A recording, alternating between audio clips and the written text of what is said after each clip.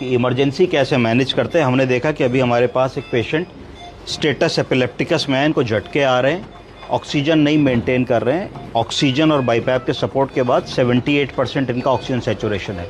Sugar भी लो था, तो हम लोग ने 25% एक्सट्रोजन को दी है, शुगर को हैंडल कर रहे हैं। थोड़ा सा फ्लूइड दिया है, बीपी कम था तो नॉरएड्रेनालिन लगाई है। पर अगर इनका SpO2 अभी नहीं मेंटेन होगा, अभी प्रोब अगर SpO2 इंटूबेट करना पड़ेगा, और इंटूबेट करके ये देखना पड़ेगा कि हम लोगों ने इनको एंटी एपिलेप्टिक भी 2 ड्रग्स दी हैं, पर अभी क्योंकि बाईपैप पे हैं तो बहुत सीडेशन नहीं दे सकते। अगर हम सीडेट करेंगे तो फर्दर जो है ये एस्पिरेट कर सकते हैं।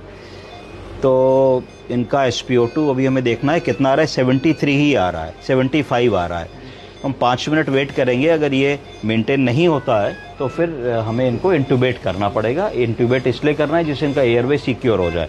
एयरवे सिक्योर हो जाएगा तो ये एस्पिरेट नहीं करेंगे, और जब इनका सीजर वगैरह ठीक होता है, थोड़ा हाइपोक्सिया ठीक होता है, बाकी इन्वेस्टिगेशंस आ जाते हैं, चेस्ट एक्सरे देख लेते हैं, तब फिर हम उनको आगे क्या करना है इसके बारे में सोचेंगे।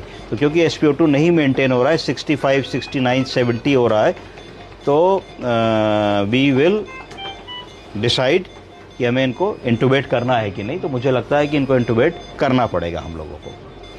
कुछ समय वेट किया, देखा SpO2 ग्रेजुअली पिक कर रहा है। अब हमारा SpO2 60 से शुरू हुआ था, अब 83% आ गया है। मरीज़ के जो सीजर्स या फिट्स थे वो भी अब नहीं आ रहे हैं, क्योंकि इनको AED 2 एंटी एपिलेप्टिक ड्रग्स हम लोगों ने दे दी हैं, उसका इफ़ेक्ट आ रहा है।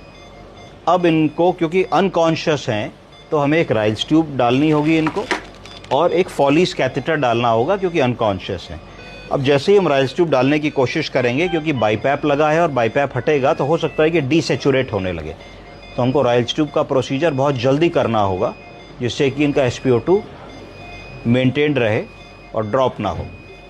के लिए हम लोगों ने इनका बाईपैप का मास्क खोला, हमने ज़ाइलोकेन जेली ली, और ज़ाइलोकेन जेली को लेकर के हमने इनको डाला, जिससे कि राइल्स ट्यूब में लुब्रिकेशन हमको मिले। हमने राइल्स ट्यूब खोली।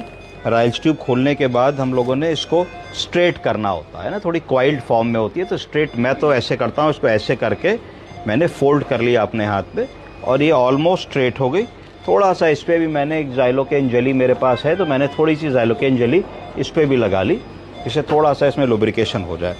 अब मैंने इसको इस नॉस्ट्रिल से धीरे धीरे एडवांस किया, और मुझे ये देखना है कि कोई रेजिस्टेंस तो नहीं आए।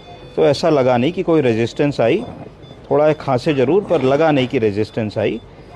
तो ये क्योंकि खांसे तो ये गलत चली गई, इसका मतलब है कि ये पेट के जगह लंग्स में चली गई। जब पेट के जगह लंग्स में जाएगी तभी मरीज़ खांसेगा।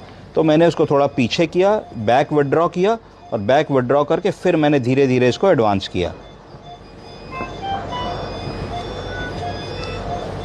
अब मैंने जब ये राइल्स ट्यूब डाली तो इनको कोई खांसी नहीं आई। अब मुझे लगता है कि राइल्स ट्यूब सही गई, क्योंकि एक ब्लाइंड प्रोसीजर है, आप मुंह के अंदर नहीं देख पा रहे हैं। मुंह के अंदर देख के कैसे सिरिंज लाइए, मुंह के अंदर देख के कैसे डाली जा सकती है लैरिंगोस्कोप से और चिटल फॉर्सेप्स से, ये भी मैं आपको बताऊंगा।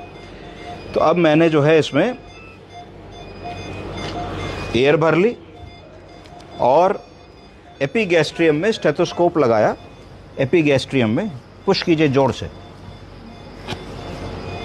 चेक किया, बहुत अच्छी आवाज़ सुनाई पड़ी। तो इसका मतलब है कि राइल्स ट्यूब बिल्कुल प्रॉपरली चली गई है। अब हम इस राइल्स ट्यूब को फिक्स कर सकते हैं। तो इस तरीके से इमरजेंसी में हमने राइल्स ट्यूब डाल ली, और पेशेंट का SpO2 भी अब ऑक्सीजन पे 84 आ रहा है, तो हमें इनको इंटूबेट नहीं करना पड़ेगा। अब हम वापस इनको राइल्स ट्यूब के बाद बाईपैप लगाएंगे। अभी मैं राइल्स ट्यूब फिक्स कर दूंगा, तो इनका जो सैचुरेशन है वो और इम्प्रूव करके मुझे लगता है 90+ आ जाएगा। तो we'll give him some time. क्यों ये बेहोश हुए? ये इसलिए बेहोश हुए क्योंकि इनको फिट्स आए। जब फिट्स आते हैं और काफ़ी देर तक आते रहते हैं तो ब्रेन में सूजन आ जाती है, उसको कहते हैं सेरिब्रल एडीमा। जब ब्रेन में सूजन आएगी तो ब्रेन दबेगा, जब ब्रेन दबेगा तो आदमी की चेतनता थोड़ी सी कम हो जाएगी। तो इस तरीके से हमने इनको हैंडल किया। तो 60 से हम 85 ले आए, थोड़ी देर में 90-100 हो जाएगा। अभी थोड़ा सीडेटेड है, थोड़ी देर में ये जहाँ तक होश में आ जाएंगे, और हम ईजिली इस इमरजेंसी को हैंडल करके फिर वार्ड में भेज सकते हैं। ठीक, ओके।